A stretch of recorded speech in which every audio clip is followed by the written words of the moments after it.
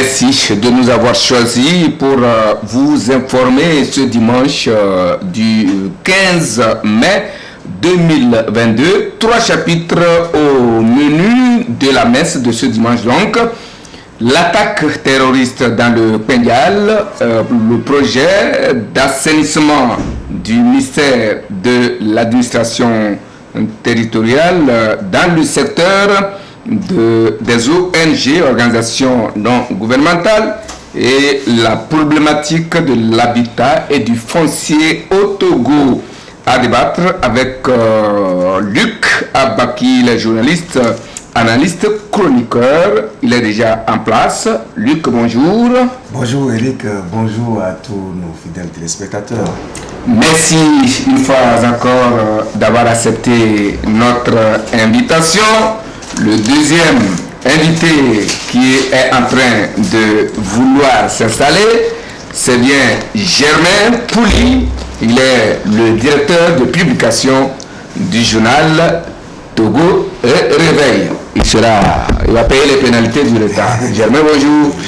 Bonjour Eric, bonjour à tous les téléspectateurs. Vous avez déjà présenté Luc, alors Luc il a été présenté. Voilà. Merci d'avoir accepté aussi notre invitation. Nous qui vous remercions. Notre invitation à votre égard ne nous a jamais manqué dans tous les cas. Vous devenez même un consultant permanent de cette émission et toute la télévision deuxième, par ma voix, vous dit merci pour votre fidélité. C'est plutôt moi qui vous remercie. Je suis techniquement servi par Ibrahim Hachi au cadrage, Gantin Bidola à la mise en orbite. Les évangiles ou les articles ont été montés par Nyon Makaka. Alors, pour commencer, nous nous inclinons devant la mémoire de nos frères des FAT tombés à Pendial et présentons nos condoléances et nos compassions aux familles éplorées et aux blessés de l'attaque dont a été victime le poste de sécurité dans cette localité du Grand Nord du Togo. En effet, le poste de sécurité frontalier de l'armée togolaise de Pankandi dans la préfecture de Pendial a fait l'objet d'une attaque meurtrière dans la nuit du mardi à mercredi dernier. Cette deuxième attaque qui est intervenue 7 mois, disons-le, après une première survenue le 8 novembre 2021, a fait 8 morts et 13 blessés, comme on l'apprend des journaux. Donc voici les commentaires. Le Togo frappé par une attaque terroriste. C'est la triste nouvelle que l'intelligent a partagée avec ses lecteurs jeudi matin dans sa parution numéro 26. Une attaque lâche et barbare, selon le général Yak Dameham, qui a fait 8 morts et 13 blessés dans les rangs des FAT togolais cités par le même journal. Ça devient inquiétant, lance le bâtisseur qui précise que c'est la deuxième attaque du genre au nord du Togo qui a fait 8 morts et 13 blessés. Face à cette situation, relève le dialogue, le gouvernement invite la population à ne pas céder à la panique.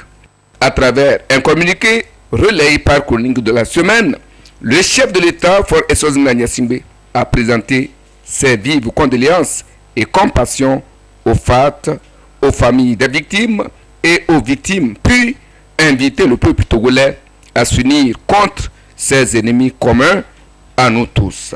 Nouvelle attaque au nord Togo. 8 morts et 13 blessés dans le camp togolais. Écrit le chargement qui partage l'appel du gouvernement à la vigilance accrue et à ne pas céder à la panique. Idem dans Ouattara les vainqueurs qui parle d'un bilan très lourd.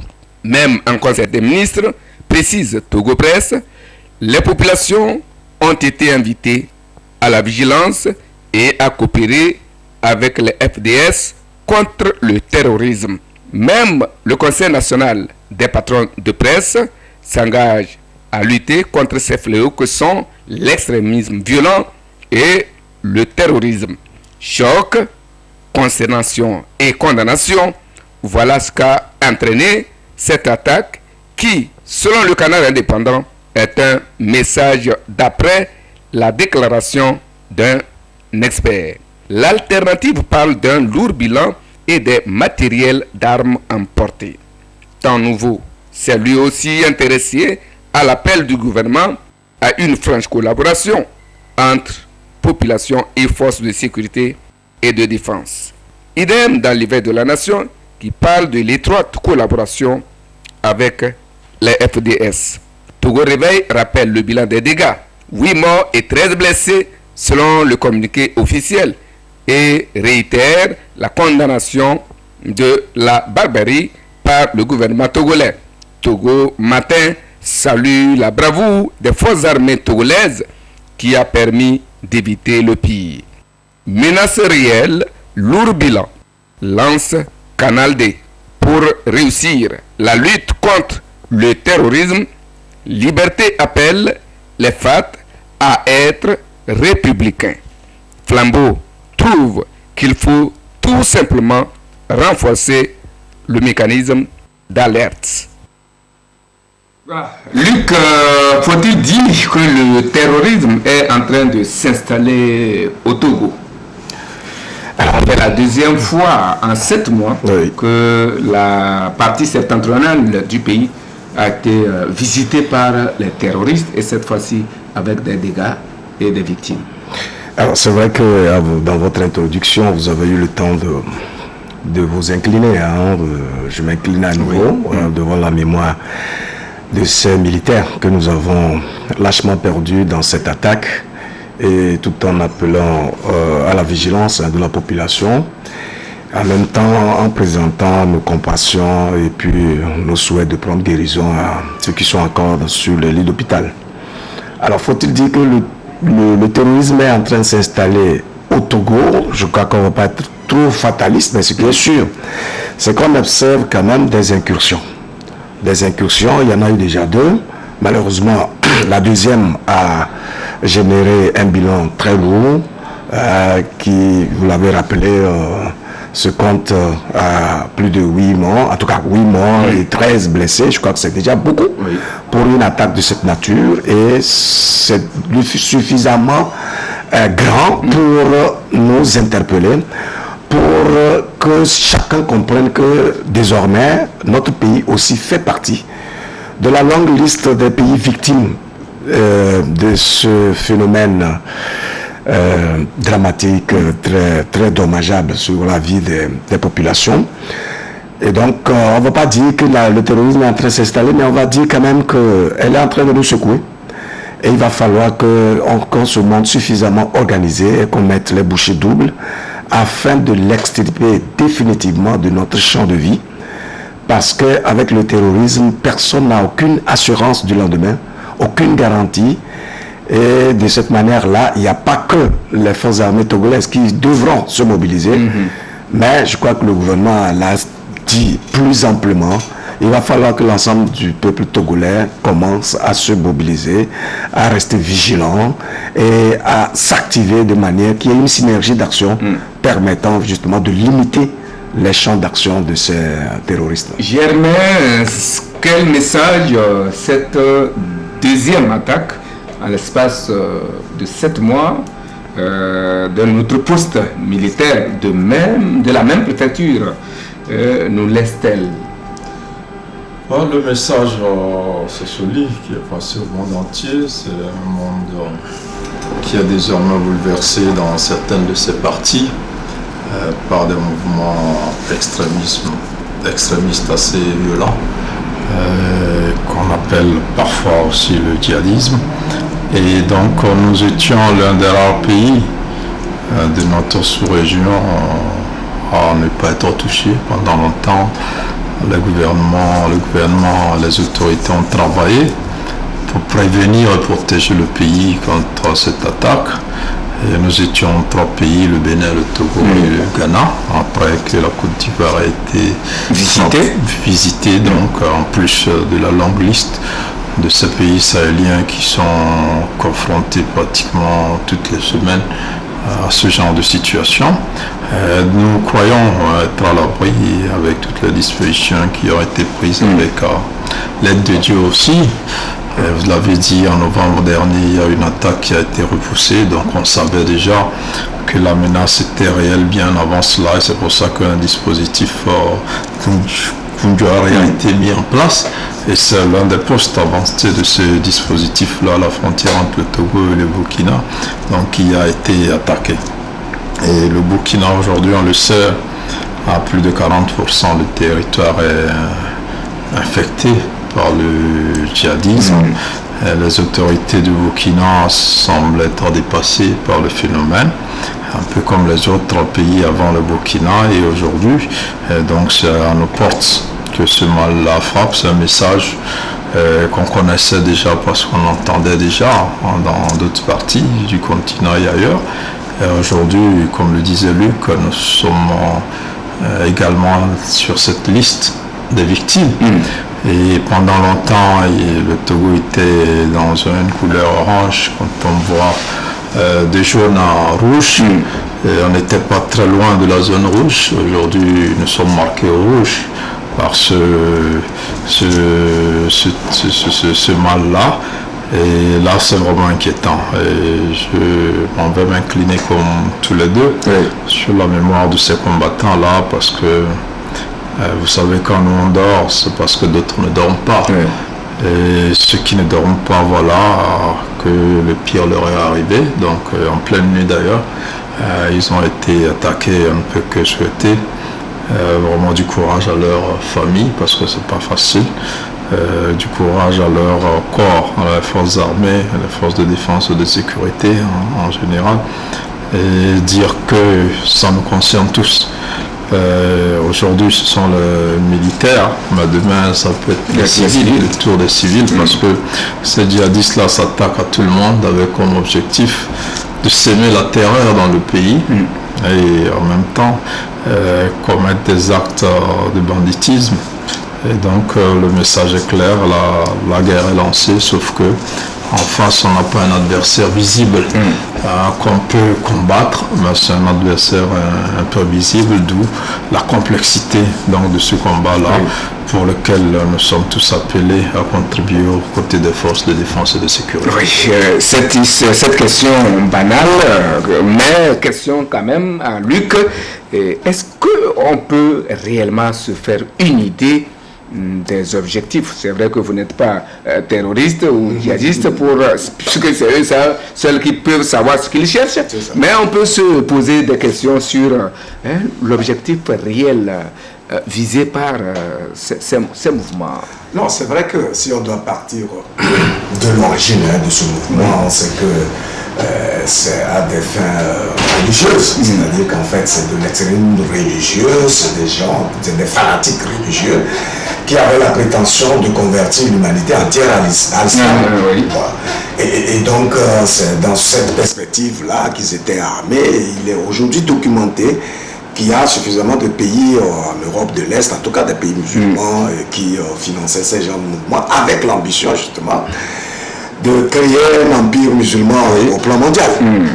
Mais il se trouve qu'au fil du temps, on a le sentiment que cet objectif a mué, et puis donc il y a à la limite même des récupérations d'ordre politique, d'ordre géopolitique, d'ordre géostratégique, au point où on a comme le sentiment qu'il y a certaines puissances qui sont aussi tapées dans l'ombre et qui, pour des raisons que je viens d'évoquer là, essayent d'entretenir justement le phénomène.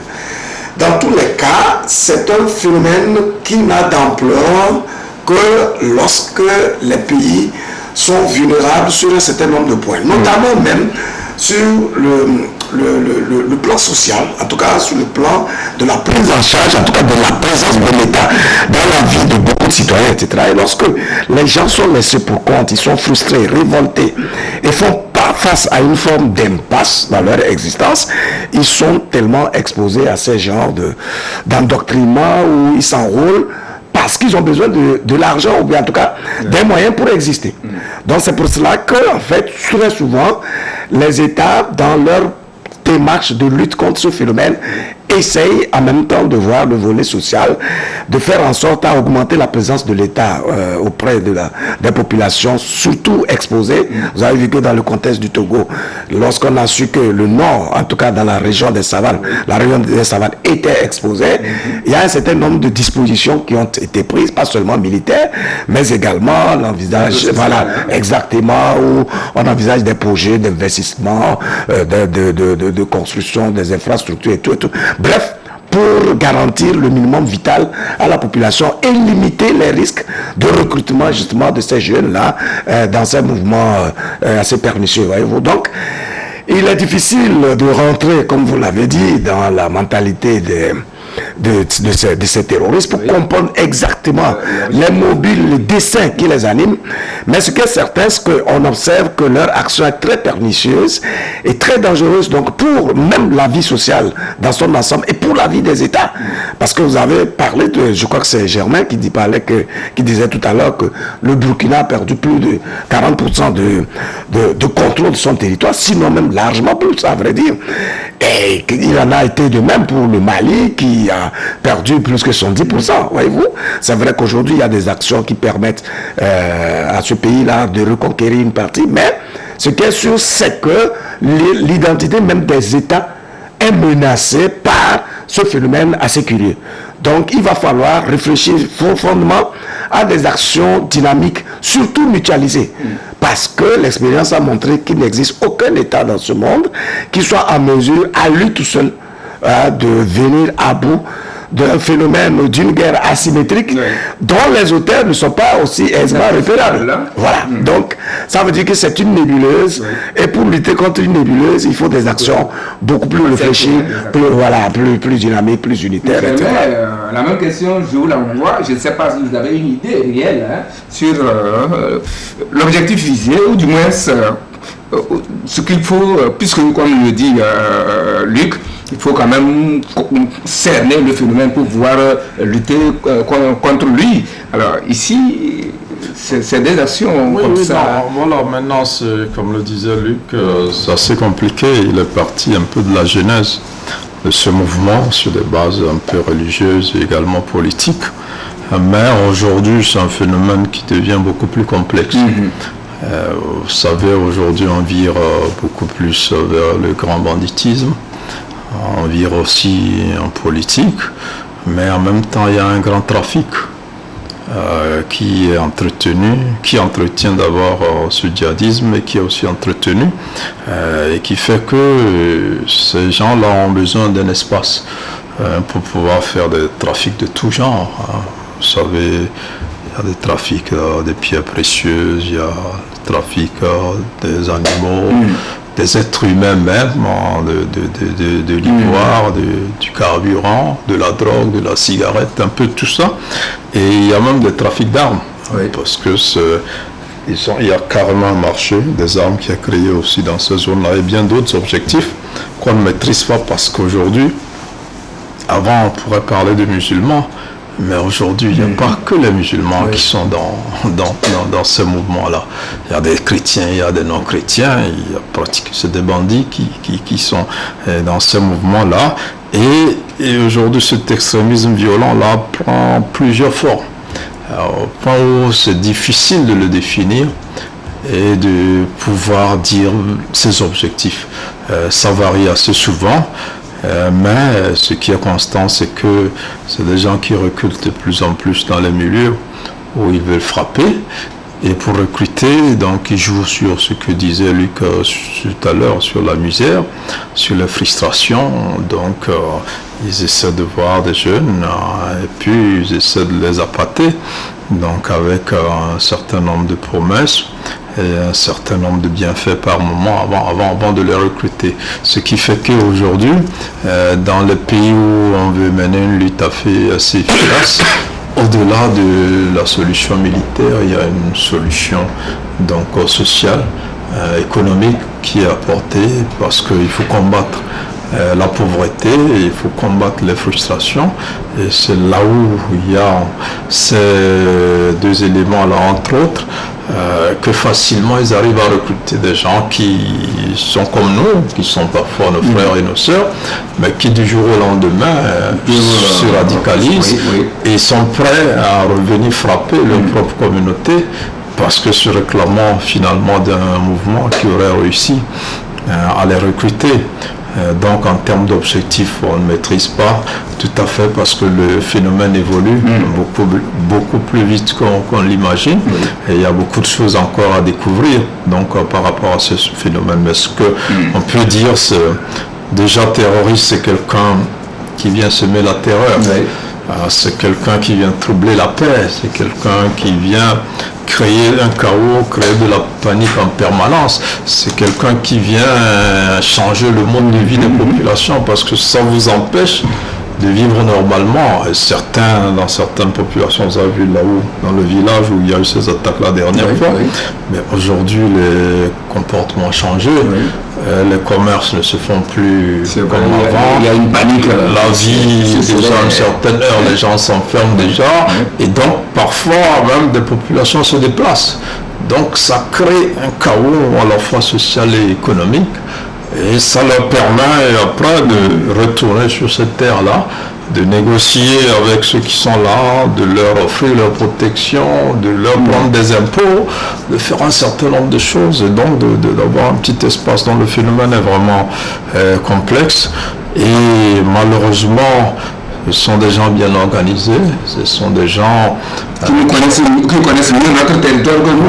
Qui ont des moyens, également qui ont des moyens. Et donc c'est un réel risque et comme le disait Luc encore une fois, aucun pays ne peut se targuer de pouvoir mettre en place une stratégie. Pour arriver à bout, il faut forcément une concertation, mais en même temps des pays sont organisés à des échelles un peu différentes. On a même vu des grands pays comme les États-Unis, la France et autres qui ont été frappés alors qu'ils ont un système de sécurité assez performant. Et pour nos pays qui n'avons pas ces moyens-là, la tâche se révèle encore beaucoup plus compliquée. Donc aujourd'hui, l'État essaie de voir les causes éventuelles qui facilitent l'installation et le recrutement de ces acteurs-là dans nos sociétés pour essayer d'apporter des solutions et essayer de contenir le phénomène. Mais après, il faut forcément mettre en place des collaborations plus renforcées dans les différents pays. Je sais que le Ghana, le Togo, le Burkina Faso, le Bénin, le Togo, donc sur une initiative qui est née à Accra depuis quelques années, travaille pour échanger des informations, pour former les agents de renforcement et pour essayer de lutter efficacement contre ce fléau. Mais ça reste encore des organisations assez limitées par des moyens. Et donc il faut aujourd'hui donner plus de moyens à ces forces de défense et de sécurité, au renseignement. Et il faut surtout, comme on le dit, on le rappelle depuis quelque temps, que chacun contribue à assurer la sécurité en donnant les informations, même parfois anodines. N'hésitons pas à donner les informations et il appartiendra aux spécialistes après de voir lesquelles peuvent leur être utiles ou pas. Luc, moi ça nous interpelle tous. Une vigilance accrue, comme l'a souhaité le gouvernement. Tout à fait. Alors nous prions que cette deuxième attaque soit la dernière, parce que là, ça commence par être plus sérieux. Mais nous comptons sur la bravoure de nos forces de l'ordre de sécurité et de défense, qui toujours a fait preuve de professionnalisme. Je crois que cette attaque il faut se remettre à Dieu aussi. Je crois que cette attaque dernière a été d'une surprise de par les dégâts qu'elle a fait. Et puis on n'aurait jamais connu ça avec nos forces de l'ordre qui ont l'habitude de réagir promptement. Mais cette fois-ci, qu'est-ce qui s'est passé? Et puis on a pu atteindre ce lourd dégât-là. En fait, vous savez que quand on vous attaque par surprise, bien sûr que vous ne vous attendiez pas. C'est vrai qu'ils sont là pour ça. Mais quand même, ce sont des êtres humains, hein. Ils ont beau être vigilants, l'organisme a besoin quand même de se reposer par moment. Et vous avez vu entre 2h, 3h du matin, quand même, c'est pas évident. Et puis donc, eux, ils sont tellement expérimentés, je parle de ces djihadistes-là, que ils ont planifié de manière qu'il n'y ait pas de renfort. La preuve, c'est que c'est au moment où le renfort venait que l'engin a explosé. Enfin, tout justement. Donc, ça veut dire que c'est des gens qui connaissent. C'est des gens qui connaissent. Non, c'est-à-dire que lorsque les forces sont attaquées, ils appellent le renfort, forcément. C'est ça. Donc, lorsqu'on appelle le renfort, évidemment, les gars, ils viennent avec beaucoup plus de munitions, beaucoup plus de moyens, afin justement d'étouffer, en tout cas de neutraliser l'adversaire. Malheureusement, lui, il a déjà pris des dispositions. Et donc, il a piégé l'engin qui a fini par exploser. Voilà, c'est ça. Oui, c'est ce que je disais, c'est des gens très bien organisés. Donc, qui ont les moyens, qui même parfois ont par endroit plus de moyens que les États. Vous avez vu que certains États se sont pratiquement effacés derrière le phénomène. Vous avez vu aussi la tuerie des militaires, des gendarmes qui a fait partie le président Christian Kaboré, c'était plus d'une quarantaine de personnes. C'est 54 même. Voilà, qui ont été tués au même moment. Donc c'est des gens qui, d'abord, ils sont invisibles. C'est déjà leur avantage. Vous ne le verrez jamais avancer. Ils viennent et ils attaquent par surprise. Ils surprennent. Vous avez vu même au Burkina, une année, ils ont même attaqué le ministère de la Défense. Ils sont même entrés dans le ministère de la Défense, pour attaquer après la capitale. Donc c'est dire que c'est une organisation qui n'a pas de visage, et qui a des moyens, économiques, des moyens militaires aussi. C'est des gens qui sont formés pratiquement et qui savent utiliser la plupart des armes dont disposent les armées pour les contrecarrer. Et si au moins c'était des ennemis visibles, armée contre armée, les armées seraient capables de les mettre en déroute, mais c'est des gens qu'on ne voit pas et qui apparaissent comme des fantômes qui frappent et qui s'en vont. Donc aujourd'hui, qui mènent de variant en variant, comme on a connu pour le coronavirus. Prions, comme vous l'avez dit, que Dieu protège la terre, toute la terre, tous les pays. Et surtout le Togo, comme j'ai l'habitude de le dire, Dieu est de nationalité togolaise, pour prendre bien soin de ses enfants. On va passer à l'autre article. Le gouvernement autrement du gouvernement Dogbé va bon train. On a l'habitude de le dire. Rien n'ira plus comme auparavant dans le secteur des ONG, Luc et puis Germain. Entendu, organisation non gouvernementale, ce secteur pourra faire l'objet d'un contrôle strict, si on peut le dire ainsi, et d'un suivi très permanent. En tout cas, c'est ce que l'on est tenté de dire en lisant les colonnes de certains de nos journaux, dont voici la revue. ONG au Togo, le gouvernement veut assainir le milieu. Lit-on dans Nouvelle Opinion qui trouve que plusieurs communes du pays bénéficient des actions des organisations non gouvernementales qui échappent au contrôle des autorités. Et c'est à ce désordre que le ministre de l'administration territoriale, de la décentralisation et de la gestion des collectivités territoriales veut mettre fin, à en croire le journal. Un délai moratoire jusqu'au 6 avril 2023 aurait été donné aux ONG pour adhérer au nouveau cadre de coopération et d'activité. C'est ce que précise le journal L'Union. Selon le dialogue qui abonde dans le même sens, le gouvernement a décidé de veiller au grain. D'après le journal, cette assertion trouverait sa raison dans l'engagement du chef de l'État aux côtés des populations les plus déshéritées. Selon le changement, cette mesure qui vise l'amélioration du cadre réglementaire, du fonctionnement et de coopération avec les ONG fait craindre une paralysie des capacités d'action des ONG au Togo. Paralysie ou pas, dit Ouara les vainqueurs, il s'agit pour le gouvernement de suivre de près les activités des ONG au Togo. elles seront désormais appelées à s'aligner sur les priorités de développement du gouvernement, conclut Togo Réveil. Voilà. Quel est le fondement même d'une organisation, qu'elle soit gouvernementale ou non gouvernementale? Voilà, le fondement, c'est le bien-être des populations. Dans le gouvernement, c'est une institution qui prend sa base de la population, donc qui élit les dirigeants, qui s'organisent en gouvernement et pour travailler pour le bien-être des populations. Alors à côté du gouvernement, il y a ce qu'on appelle plus généralement la société civile, dont des associations qui ont aussi les mêmes objectifs, le bien-être des populations, mais qui ne sont pas dans la sphère du gouvernement. Et la différence, pour être plus concret, c'est que les ONG travaillent, s'organisent pour travailler pour le bien-être des populations, mais n'ont pas comme attribution de conquérir et d'exercer le pouvoir. Ils n'ont pas besoin d'avoir le pouvoir de l'État pour gérer, mais ils peuvent agir sur le terrain directement comme l'État le fait. Donc, les ONG travaillent aux côtés de l'État pour les mêmes objectifs. C'est pour cela que généralement, les ONG ne font pas la politique, parce que ce n'est pas leur travail.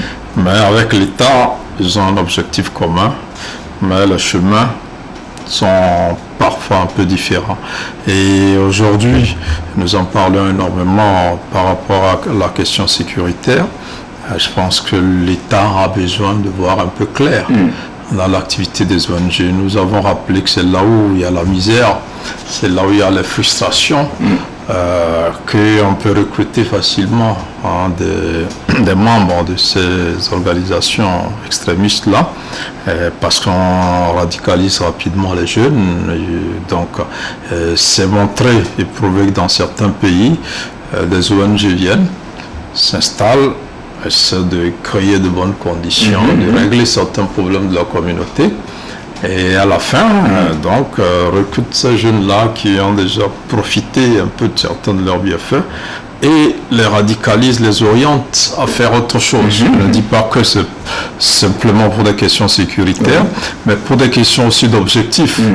Aujourd'hui, vous savez qu'il y a une feuille de route gouvernementale avec des orientations et des objectifs assez clairs. Et comme je l'ai dit au début, les ONG et le gouvernement ont les mêmes objectifs. Il faut que ces ONG-là s'arriment un peu sur les objectifs du gouvernement. Et donc le gouvernement veut veiller à cela, voir un peu comment les ONG fonctionnent. Ce n'est pas simplement ici, ça se passe partout. En France, par exemple, même des ONG, plusieurs ONG ont été, et certaines même ont été sommées d'arrêter leurs activités, et même on va plus loin pour voir un peu les sources de financement de ces ONG-là. Donc on arrive plus ou moins à cette situation. Donc au Togo, l'État a envie que les ONG conversent dans la même vision. L'État a envie aussi que les ONG informent les premiers responsables, qui sont les premiers, les préfets dans les administrations, de leurs activités. Et je pense qu'il y a une loi qui est en train d'arriver pour mieux organiser l'existence et le fonctionnement des ONG dans notre pays. Luc, à plusieurs on est intelligent, avez-vous la même vision que Germain, surtout sur ce qui aurait poussé l'État, du moins c'est le ministère de l'administration territoriale, à vouloir voir clair et plus clairement dans le fonctionnement et l'organisation des ONG? Disons que c'est par lui que j'apprends les motivations qui entourent cette mesure que le ministère de l'administration territoriale entend mettre en œuvre d'ici avril 2023. C'est ce qui est déplorable justement, c'est-à-dire qu'en fait dans notre pays on constate que souvent on prend des mesures sans les motiver, sans expliquer à la population les fondements, les mobiles qui sous-tendent les mesures qui sont prises. Et donc du coup, la spéculation va montrer, les craintes aussi, l'impasse secret, parce que les citoyens, pour qu'ils puissent être orientés et donc avoir une puissance d'opinion et de parole doit pouvoir savoir ce que le gouvernement veut et de quelle manière il veut conduire la chose. Donc nous avons tout simplement appris que l'État veut mettre de l'ordre, il y a une injonction qui oblige justement les ONG à s'intégrer au cadre voilà. Donc bref, on a le droit de se dire, écoutez, l'État a tendance à vouloir s'initier dans les activités des ONG. Et donc c'est comme si c'est une restriction de la marge de manœuvre des ONG, alors qu'aucun reproche officiel n'a été clairement attribué, voyez-vous, à ces ONG-là. Or, justement, par essence, par nature et par vocation, une ONG est une ONG, c'est-à-dire une organisation non gouvernementale. Et l'une des exigences des partenaires qui financent justement les activités de ces ONG-là, c'est qu'il n'y ait pas des implications politiques dans l'activité de l'ONG. Est-ce que vous voyez? Cela veut dire que si l'État s'abstient de donner les contours de sa vision par rapport à cette mesure-là, les ONG sont bien en droit de se dire qu'on risque de museler leurs activités, tout comme les partenaires ont des raisons de se retenir par rapport au financement qu'ils accordent aux ONG. Alors, vous savez très bien qu'un projet, pour qu'il soit privé, d'ONG, pour qu'il soit financé, doit d'abord être étudié sur le terrain. Donc, l'ONG fait l'étude du terrain avant de monter un projet et ensuite de le soumettre à un partenaire. Alors, si on contraint désormais les ONG à vouloir aller plutôt dans la vision du gouvernement, or la feuille de route qui est définie par le gouvernement engage le gouvernement. Et c'est vrai que l'objectif, c'est d'épanouir le peuple dans son ensemble. Et donc, chacun doit pouvoir jouer son rôle. Puisque les ONG sont créées toujours à partir de l'administration territoriale, ça veut dire que l'État a déjà un moyen de contrôle sur la feuille de route de chaque ONG. Alors, quel est l'intérêt de refaire cette démarche-là? Et c'est ce que je dis que c'est par mon frère Germain que j'apprends un certain nombre d'éléments. Et ça, c'est un point de vue de journaliste. Alors, on a besoin d'une opinion officielle, d'un développement qui soit clair, convaincant et persuasif, et qui nous montre qu'en fait, l'État n'a pas envie de s'interférer dans l'activité des ONG, qui est une activité extrêmement capitale et fondamentale pour les populations à la base, notamment là où la présence de l'État n'est pas effective. Vous savez que ce sont les ONG qui sont très souvent donnent les addictions en eau potable, en tout cas les forages, les écoles, sur le plan de la santé, etc. Et donc, elles ont un apport judicieux et déterminant dans la vie de ces populations-là. Et ces ressources-là, elles les puisent chez des partenaires qui sont suffisamment regardants, exigeants, voyez-vous, par rapport à leur mécanisme de fonctionnement et tout et tout. Donc, ça veut dire qu'il y a un besoin fondamental de clarification de cette pensée-là, de manière qu'on soit certain que l'État n'a pas envie de bifurquer et d'installer les principes politiques dans la gestion, en tout cas dans la vie des ONG dans notre pays. Oui, non, en fait, ce que je disais tout à l'heure, ce n'est pas une explication officielle. C'est pour ça que j'ai précisé que c'est une opinion de journaliste. C'est une analyse de journaliste. Voilà. Donc maintenant, ça c'est fait ailleurs. C'est exactement comme la microfinance, par exemple. C'est comme même quand on a passé à cette affaire de trading et tout ça. C'est des activités, certaines sont déjà codifiées, organisées par la loi, d'autres ne le sont pas. Aujourd'hui, pour être une ONG, il faut respecter certaines conditions. Il y a des ONG à caractère national et des ONG à caractère international, donc qui sont dans plusieurs pays, dont le nôtre. Quand ils viennent, il y a un cadre qu'ils doivent signer avec le gouvernement avant de commencer. Là, il n'y a pas de problème. Mais après, c'est comme les microfinances. Vous voyez que l'État aujourd'hui veut mettre un regard dedans pour mettre de l'ordre. Parce que n'importe qui s'érige en collecteur d'argent, de pauvres citoyens. Demain, il disparaît. Après, on dit, mais c'est l'État qui l'a laissé s'installer. Parce qu'il a laissé s'enregistrer au CFE. Il a un numéro de direct. Donc, c'est l'État. Mais son travail n'est pas surveillé. Donc, aujourd'hui, l'État, dans un certain nombre de choses, même y compris la presse, veut mettre de l'ordre. et veut avoir un regard dedans. Je pense que c'est rien de nouveau, ça se fait déjà dans plusieurs pays. Maintenant, après, les ONG, je pense qu'elles n'ont pas beaucoup à craindre parce que les objectifs, comme je le disais, sont les mêmes. Sont les mêmes. C'est le bien-être des populations, ce qui est dans la feuille de route au niveau des objectifs. Plusieurs rejoignent les objectifs des ONG et ça ne peut pas empêcher que les ONG fassent ce travail parce que l'État ne peut pas tout faire. Il faut des privés, il faut des ONG, il faut plus, c'est comme la presse par exemple. Mais si on a la presse privée aujourd'hui, c'est parce que Togo Presse, Radio Lomé, Radio Caraï, et ça ne suffisent pas pour satisfaire les Togolais en termes d'information. Le privé se lance, mais demain si l'État dit aujourd'hui il faut organiser, on change de loi. C'est vrai, actuellement avec la mutation de nos organes en entreprise de presse et tout ça, c'est difficile. Mais on comprend qu'on est obligé aussi de passer par là. C'est un peu généralement cela parce que quand vous n'avez aucune idée du nombre d'ONG qui existent dans ce pays et du travail qui est fait. Je ne dis pas que c'est forcément parce qu'il y a les menaces sécuritaires. Il y avait déjà ces dispositions qui étaient en train d'être prises avant, mais c'était depuis août 2000. Voilà, mais ça vient quand même nous dire par rapport à ça aussi, l'État peut accélérer son contrôle. Vous voyez, en France aujourd'hui, je parlais des financements des ONG, mais c'est restreint, c'est totalement contrôlé, parce que l'État là-bas ne permet pas qu'un certain montant, un certain seuil soit dépassé en termes de financement, parce que cet argent, qu'est-ce qu'on en fait après? Donc, on peut imaginer que ça peut déstabiliser un pays. Et donc, en France, par exemple, ils sont assez regardants comme dans un certain nombre de pays. Mais nous avons une priorité, c'est combattre la pauvreté. Et l'État ne peut pas freiner les activités des ONG, sachant bien que c'est des organisations organisées pour être aux côtés de l'État et faire ce boulot. Vous venez aujourd'hui dans le domaine de l'éducation.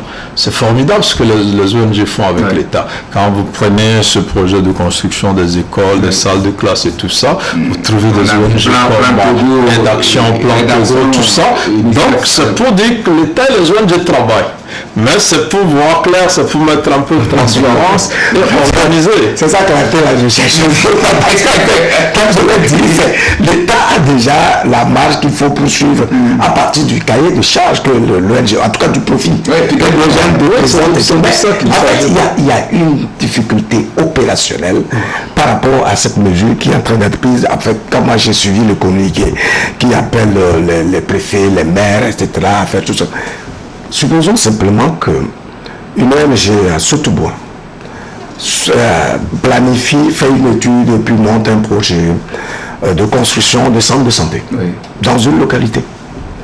Et puis, elle se fait financer et au moment d'exécuter, parce qu'elle doit passer par le préfet, le maire, etc., on dit non mais, écoutez, puisque l'État, dans sa vision, dans sa feuille de route, n'a pas prévu de construire l'hôpital là-bas ou bien le centre de santé là-bas et ça doit se faire. De l'autre côté, c'est pas possible. Si. Attendez, je suis en train de vous expliquer quelque chose. Vous imaginez Non, je vous dis, pour l'instant, attendez, pour l'instant, on peut considérer que je suppose, mais il y a des faits. C'est à partir des faits qui m'amènent à dire que, attention, si vraiment l'État veut contrôler ces genres d'activités, il va falloir que l'État se donne aussi les moyens de sensibiliser suffisamment les élus locaux, les préfets, etc., pour qu'ils ne soient pas des super puissants qui délient. Non, mais justement, en fait, c'est ce que je voulais... Il y a eu des exemples palpables où les gros pontes des localités qui ont le pouvoir d'agir, disent aux ONG, écoutez, moi, il n'y a pas telle chose dans ma localité. Alors si tu ne peux pas mettre ça là-bas, c'est que tu ne vas pas agir. Et c'est vrai, c'est des faits, il suffit d'aller visiter, vous allez voir. Et c'est à cela que le dit, personne ne peut être contre la puissance de l'État, c'est-à-dire le fait que l'État soit en mesure d'être présent à tous les échelons de la vie et dans tous les compartiments, y compris aussi bien. Non, c'est bon. Quand on dit être là, c'est-à-dire avoir un regard. Voilà. Et même y compris un droit de regard. Mais il faut que ce soit un regard sain. qui n'empêche pas ou qui n'en regarde pas les activités dans le pays. Pourquoi je disais que c'est pas possible? L'État veut construire, ne serait-ce que des unités de soins périphériques, des petites cases de santé dans les villes. Parce qu'on dit de s'aligner dans la politique. Voilà, s'aligner, ça veut dire quoi? Quelqu'un qui dit je vais construire un petit hôpital dans une localité, il est déjà dans les objectifs de l'État. Parce que l'État aussi veut construire. L'État ne peut en aucune façon dire non. Il vient déjà renforcer l'État ou dévancer ce que l'État cherche les moyens. L'État cherche les moyens pour le faire d'abord. Logiquement c'est ça, mais il peut arriver. Ici ce n'est pas possible. Oui, ça dépend. Là, c'est même l'État même pour mettre une case de santé a le même problème aujourd'hui. Qu'est-ce que l'État fait? Voilà, on réunit la population et on cherche ensemble l'endroit où mettre l'hôpital. Même c'est l'État même qui veut le faire. L'État est bien obligé que la population se mette d'accord. Même c'est ce qu'il faut.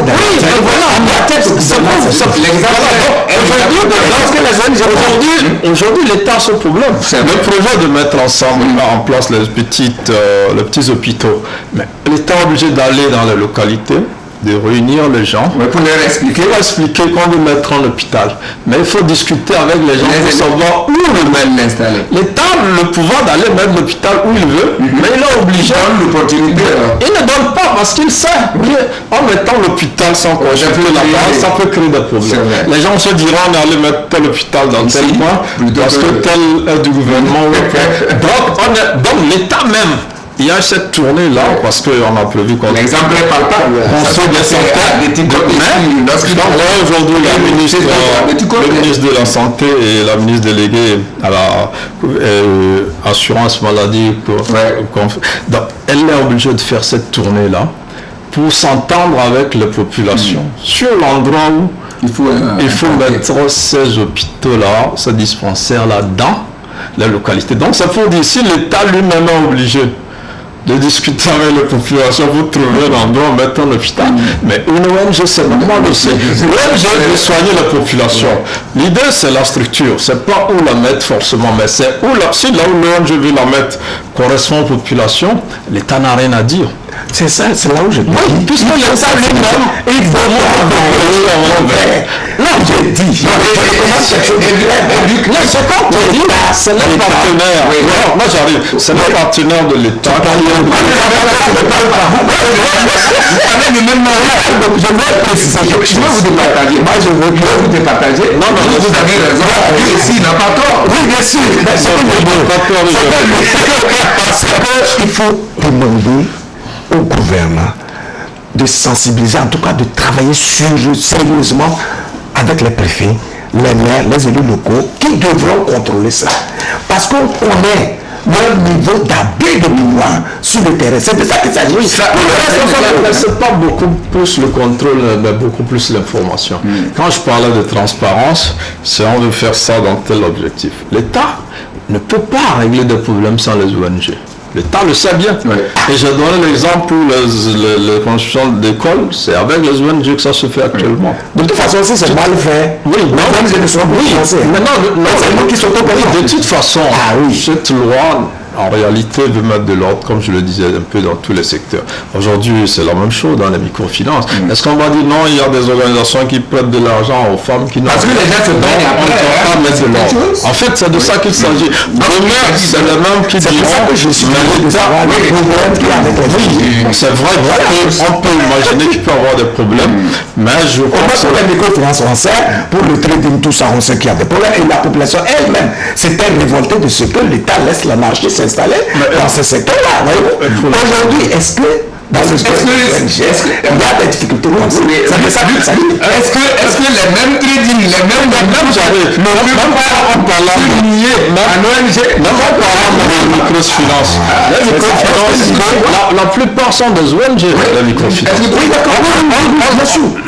L'ONG microfinance, il ne faut pas croire qu'on parle de ONG, les microfinances sont concernées, c'est des ONG. Le portefeuille microfinance a un règlement, voyez-vous? Mais c'est des ONG pour la plupart. Oui, mais ça veut dire que quand vous êtes une ONG et vous voulez faire aussi de la microfinance, vous êtes obligé de vous déclarer. Parce que pour gérer de l'argent, c'est tout un processus. Ça, c'est cadré, c'est. En fait, parce qu'il y avait laissé aller, que dans ce domaine, il y a eu des problèmes. Je pense que c'est sur laisser aller que le gouvernement est en train de. Bon, est-ce que simplement. Dans certaines activités, d'abord, il n'y a pas de loi, il n'y a que des mesures réglementaires, et donc il faut passer à ces lois-là. Et dans certaines activités, il y a des lois qui sont vieilles, de plus de 30, 40, 50 ans. Il faut les revoir. Voilà. Très bien. Un autre dossier social qui est presque une gangrène qui ronge les sociétés. Alors, c'est celui de l'habitat. Y a-t-il une politique de logement dans nos villes? Si oui, comment est-elle menée? Sinon, que faire, vu que nos villes et nos villages qui continuent par se développer ont besoin d'une bonne structuration? Voilà quelques questions que des esprits bien avisés se posent au quotidien.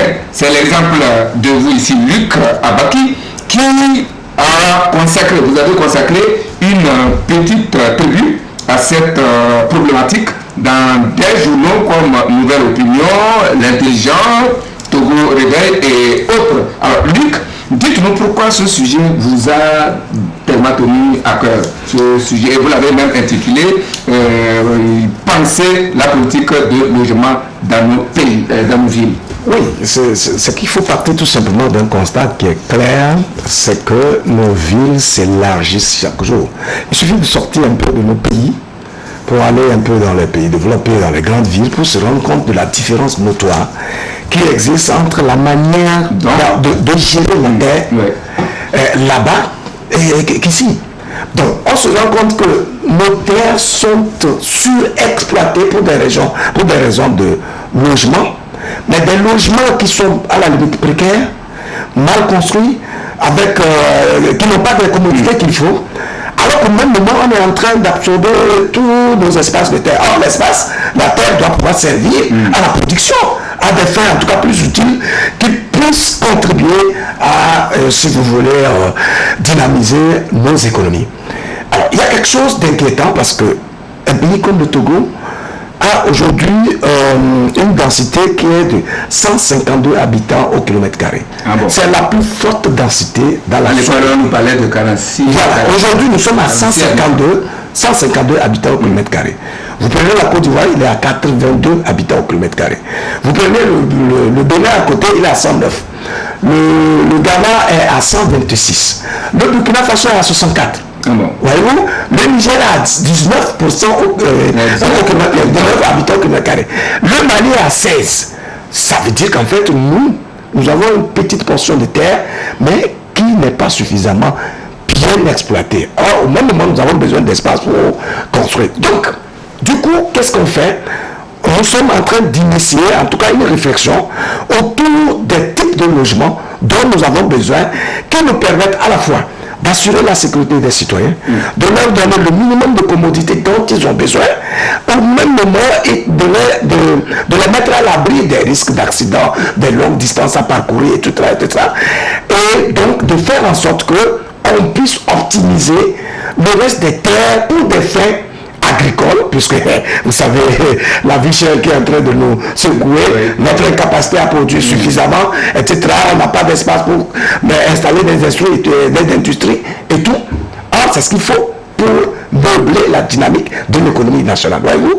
Donc c'est pour cela que nous avons commencé à mener cette réflexion-là sur le type de logement dont nous avons véritablement besoin pour pouvoir d'abord donner quand même une forme d'esthétique à nos villes, pour que quand même lorsque nous parlons d'une capitale, qu'on ait conscience que nous avons une vitrine et qui peut être vendu avec un minimum de commodités nécessaires, voyez-vous, et en même temps revisiter nos méthodes de vie, nos habitudes habituelles, suivantes, qui font que nous avons du mal à nous attacher à des agglomérations de taille. Voyez-vous? Or, voyez-vous, lorsque vous êtes fonctionnaire, vous avez un minimum de revenus, ou même que vous n'êtes pas, mais vous êtes en train de grimper les échelons de la vie. Quand vous n'avez pas de terre, vous êtes considéré comme un échec social, un cas social. Parce que la préoccupation de tout le monde, c'est d'avoir au moins un lopin de terre où il pourra ériger un petit bâtiment. Maintenant, comment faire pour sortir cette perception des choses de notre esprit pour que notre préoccupation soit plutôt de trouver un bon logement à partir des appartements, par exemple, s'il y a des appartements qui sont construits dans les conditions normales, que nous ayons pour préoccupation d'acheter l'appartement, ce qui va nous préserver de tous les problèmes que nous avons par rapport aux fonciers et qui font qu'aujourd'hui notre justice est suffisamment submergée. Voyez-vous? Donc on achète des terres, pas pour les exploiter, mais pour pouvoir nous abriter. Je crois que c'est un problème sérieux et c'est ça qui a provoqué justement cette réflexion. Et je salue d'ailleurs la disponibilité de mes amis à la vous l'avez relais, ça veut dire que effectivement le problème. Oui, je pense que Luc se spécialise dans un document et dans un domaine, j'allais dire, qui n'est pas assez exploité par la presse. Le problème de logement et donc il a fait des analyses assez pertinentes sur un problème réel qu'on ne voit pas venir si on n'attire pas l'attention des uns et des autres. Et donc nous, quand on a lu ce papier là, c'est avec plaisir qu'on l'a repris parce que ça lance un débat, ça permet non seulement aux populations de réfléchir et de voir comment ils peuvent mieux vivre, elles peuvent mieux vivre, mais ça permet aussi aux dirigeants de pouvoir aussi s'organiser pour définir un bon cadre d'urbanisation et en même temps avoir aussi de l'espace pour des exploitations agricoles et avoir des opportunités économiques. Donc c'est un grand débat. Je ne suis pas spécialiste de ces questions, mais en même temps, ce qui saute aux yeux, c'est que dans certains pays, les gens vivent en altitude. Et chez nous, on s'étale beaucoup plus. On occupe beaucoup plus l'espace. Donc ça saute aux yeux. On n'a pas besoin d'être un spécialiste pour se dire. Et on construit dans tous les sens. Voilà, donc vous êtes dans un endroit où chacun a son appartement. Vous avez nos amis qui sont en Europe, nos frères et tout ça. Ils te disent j'ai acheté un appartement. Où j'ai loué, où j'ai acheté, où la plupart arrivent à acheter aujourd'hui assez facilement et revendent aussi s'ils le veulent et tout ça. Et donc on n'a pas ce problème-là d'aller acheter un terrain avec tous les problèmes qu'il y a autour, de construire difficilement parce que ça exige aussi beaucoup plus de moyens que d'acheter aujourd'hui et de construire. Et donc s'il y a, à mon avis, des entreprises, qu'elles soient privées ou publiques, capable de fournir, parce que l'État même a parlé des logements sociaux, un certain nombre de choses, ce n'est pas des logements qu'on va construire de façon éparpillée comme on le voit partout, mais ça va être des sortes de cités, par exemple, où on va quand même aller à un certain niveau. Et donc tout cela, ça contribue aussi à l'embellissement meilleure gestion de l'espace. Et donc aujourd'hui, déjà que le problème opposé, c'est une bonne chose. Après, maintenant, il faut pouvoir trouver des sociétés immobilières qui sont dans le domaine et qui sont capables de satisfaire ce grand besoin-là. Parce que, comme il l'a dit, un Togolais qui dit qu'il a réussi sa vie, c'est celui qui a une femme, un boulot et surtout un logement. Donc, ça passe par là. Et c'est toute la souffrance que les gens endurent pour pouvoir avoir un logement. Et là, je pense que c'est un débat vraiment qui vient à point nommé, qui va aider les générations futures, parce que les villes de demain se dessinent aujourd'hui. Et quand vous allez dans certains pays, vous vous dites, mais comment ils ont fait pour construire une telle ville? S'il n'y avait pas un plan au départ, des gens selon des années, des dizaines, des centaines, des décennies même. Donc, vous voyez, c'est extraordinaire. Vous allez dans certains pays, j'ai eu la chance d'être dans une ville, je me disais, mais ça là, depuis les années 1700, les gars ont commencé par construire cette ville. Et avec un schéma que les gens suivent encore aujourd'hui, en 2020, 2022, c'est extraordinaire. Je pense qu'on en arrive à cela. Merci donc à Luc Abaki pour avoir sorti ce dossier très pertinent, mais non encore exploité jusqu'à présent. Vous êtes même en train de télécharger un autre qui va presque similairement avec c'est celui du foncier que vous êtes en train dont un article est en téléchargement et que nous lirons. Peut-être ça fera aussi l'objet d'une autre émission où on va en parler, puisque notre rôle c'est d'informer et puis aussi d'amener les dirigeants à coucher des idées. Et c'est sur cela, puisque la technique me fait signe que le temps qui nous est imparti est largement parti. Alors que nous allons donc nous dire merci pour ce rendez-vous encore à l'échange. Je crois qu'en 60 minutes, nous avons pu éclairer beaucoup de personnes qui nous écoutent à travers le monde. Luc, vraiment merci pour votre disponibilité. C'est un plaisir. Jamais fait des fois chaque fois que vous avez la possibilité de répondre. Merci à Germain, lui c'est un habitué. Faut la peine de le remercier. C'est nous qui vous remercions. Seul Dieu pourra le remercier pour sa disponibilité à chaque fois aussi. Toute la technique qui s'est mobilisée autour de cette émission, je vous dis merci. Ibrahim Maki, Amouzou Messan qui est en train de nous faire de belles photos. Quentin Bidola qui nous a permis d'être vus de par le monde. Et puis Non Makaka qui a couvert nos commentaires. Merci à tout le monde et je souhaite bonne chance à tous les candidats au baccalauréat première partie qui commence demain et à tous les élèves du primaire, de la maternelle au CM1 qui vont également composer pour la fin de l'année. Une fois encore, nos condoléances, nos compassions aux victimes de l'attaque terroriste de Pengal. C'est donc terminé pour aujourd'hui. La messe médiatique vous retrouve dimanche prochain, mais retenons avec Aristote que l'essentiel n'est pas de tout savoir, mais c'est de savoir où tout se trouve. L'essentiel n'est pas de tout savoir, mais c'est de savoir où tout se trouve. C'est de Aristote. Bonne méditation et à dimanche prochain avec le même plaisir.